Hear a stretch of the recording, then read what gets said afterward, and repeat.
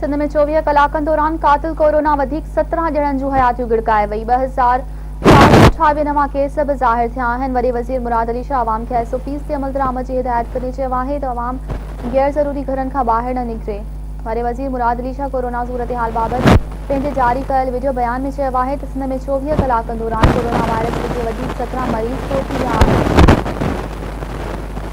वॾे वज़ीर ॿुधायो त गुज़िरियल 24 कलाकनि दौरान 11,356 टेस्टूं कयूं वयूं। वॾे वज़ीर मुराद अली शाह जो चवणु आहे त नवनि केसनि मां 1,641 मरीज़नि जो तालुक़ु कराची सां आहे। ज़िले ओभर में 571, ॾखण में 351, सेंट्रल में 265, ओलह ज़िले में 207, मलीर में 136, कोरंगी में 125 नवां केस ज़ाहिर थिया आहिनि। उन्हनि ॿुधायो त घोटकी में 66, हैदराबाद 64, सखर 47, ख़ैरपुर में 38 नवां केस ज़ाहिर थिया आहिनि।